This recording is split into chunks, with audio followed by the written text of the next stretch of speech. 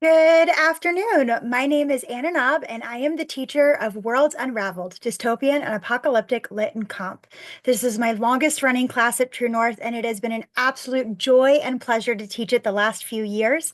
This is our class map that gives you an outline of what we cover throughout the year.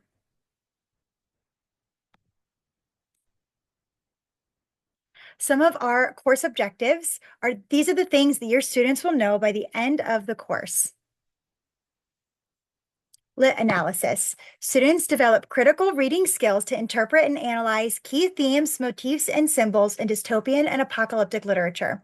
They'll identify and evaluate literary devices such as irony, metaphor, and imagery used by dystopian and apocalyptic authors. They'll analyze characters' motives, development, and relationships within the historical and contextual cultural context of the text. Writing skills.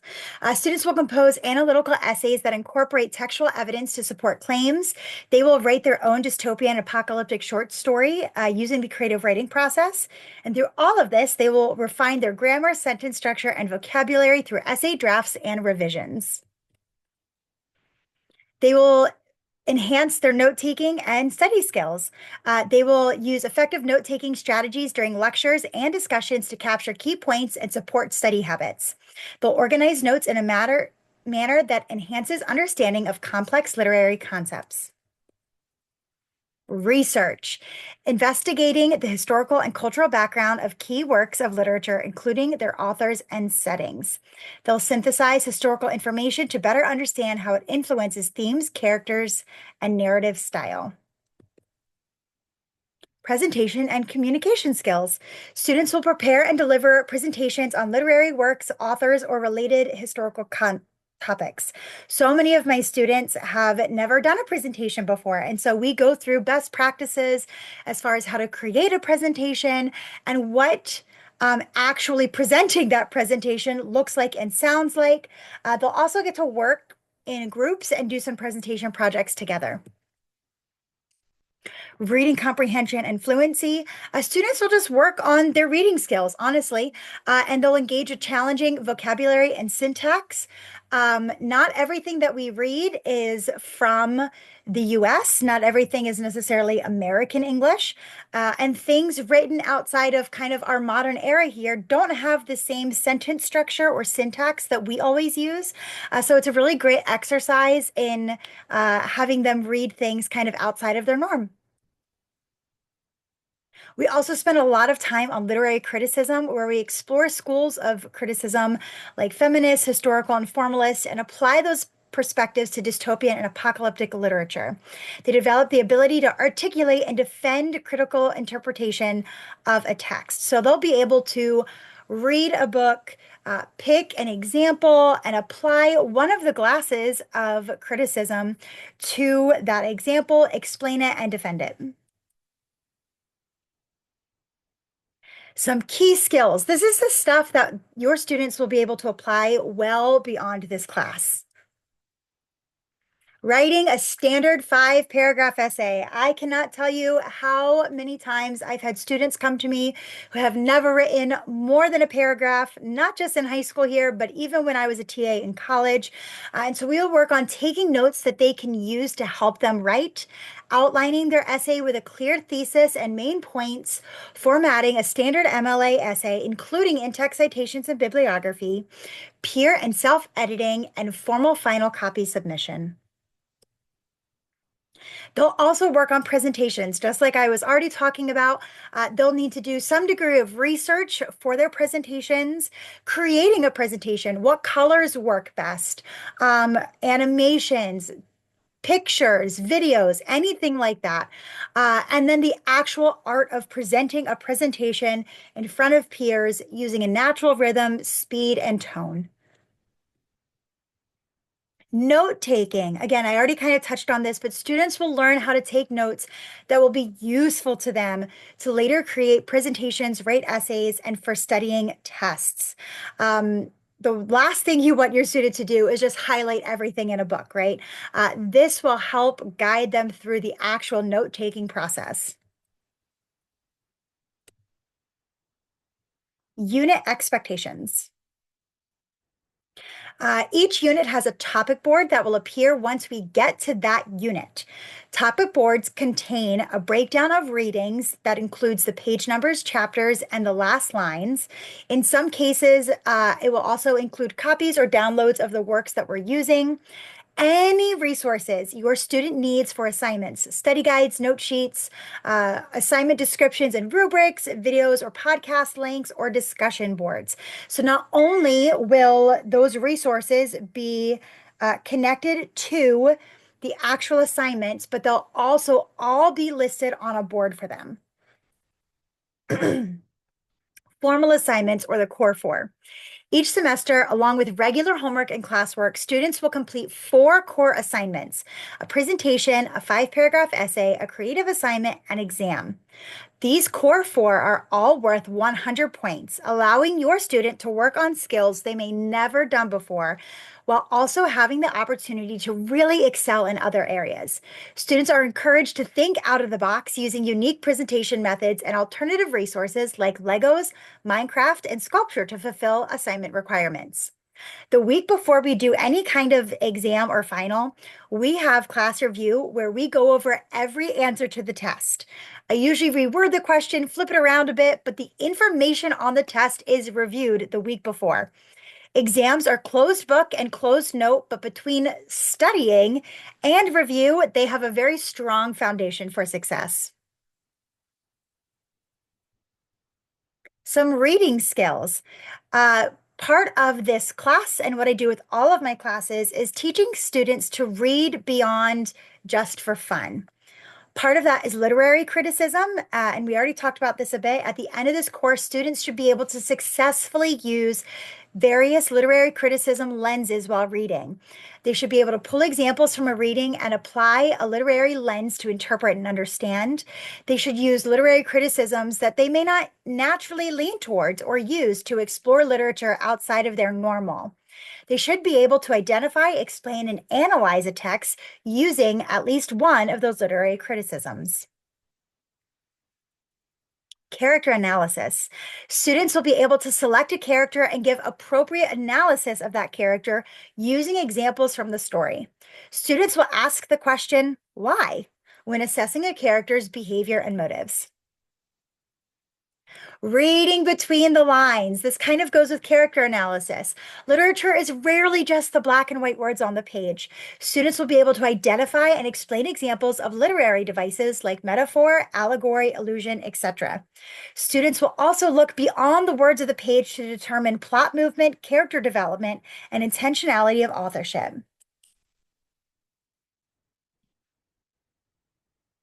In our first semester, students will be reading 2 dystopian classics to learn their foundational themes and components of the genre.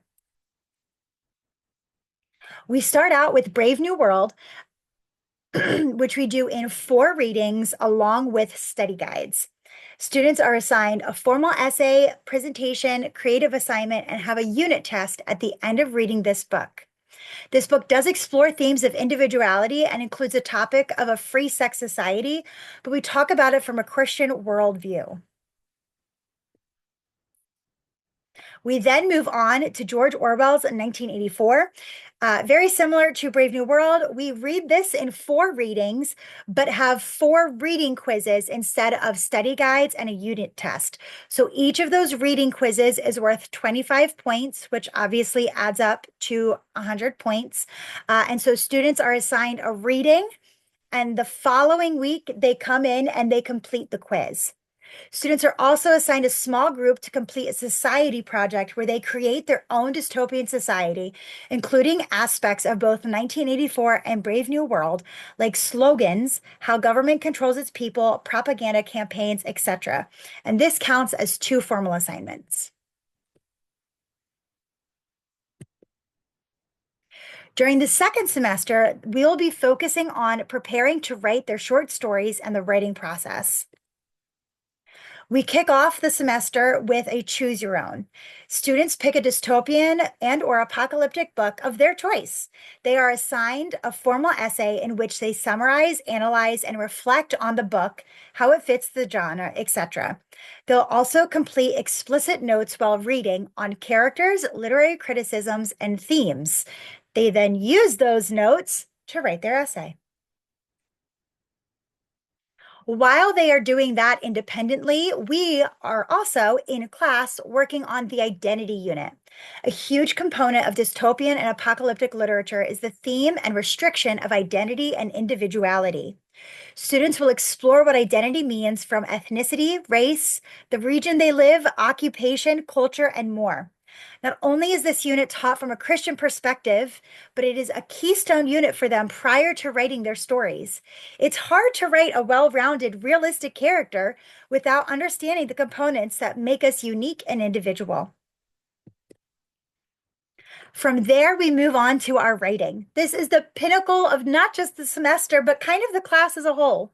Students spend the last 12 weeks working on their stories, uploading their drafts weekly, and sharing them with each other. Scripts, graphic novels, movies, and other formats are also acceptable as final project submissions. Because we are doing the story planning together, this tells me they understand the components of a story and are then free to submit it in a medium they choose. At the end of the semester, they'll have a book cover, a soundtrack to go along with their story, a corresponding map, a character rendering, and their short story. At the completion of the assignment, I compile all of the stories in all of their formats to create a class book that will then be published and available for free on the True North website. But what does the writing look like? So this is a overview of the writing schedule. So after we do the choose your own and identity unit, we have 12 weeks, and this is what it looks like. So the first few weeks, it is just back planning. We work on character building assignments. We work on setting. We work on how to show setting versus telling us. We work on plot. What is a plot? How do we go from rising actions to our climax to our falling actions? We also do story pitching, which I call the back of the book exercise, which is where they do their book cover assignment.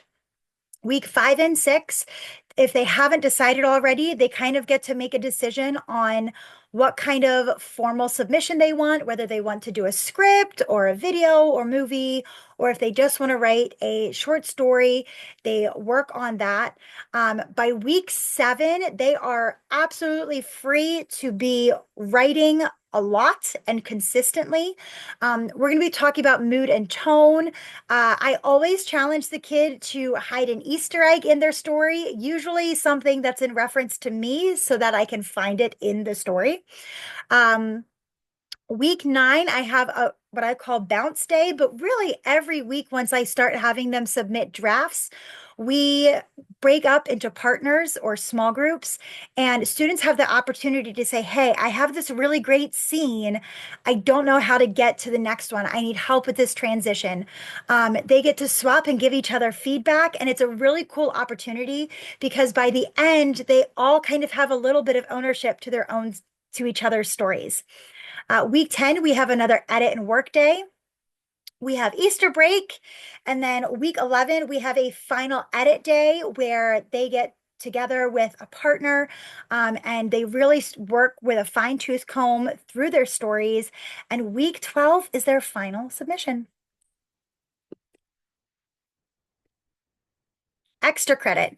Students have the opportunity to complete a few extra credit assignments. They get one extra credit assignment in the fall, they get a winter break extra credit, and then they get a spring extra credit. The extra credit for fall for dystopian lit here is they get to work on creating a character. They do not have to use this character for their story in the spring, but it's a really great character building exercise. For the winter break extra credit, it is a settings based extra credit. And so they are challenged to research different potential locations for their story. Again, they do not have to use one of them, but it's a great exercise as far as researching realistic locations for their story. Spring extra credit is usually the map or a creative character rendering. So it will be something along those lines. And then students also have the opportunity to create kind of like a marketing video, usually 60 seconds or less, showcasing why they like the class, a favorite reading, etc. And a really cool component of that is that ones that are done really well can also be shared by True North. So that's a really cool option for them too. So this is our Worlds Unraveled course map. If you have any questions, please feel free to reach out. Otherwise, have a wonderful day.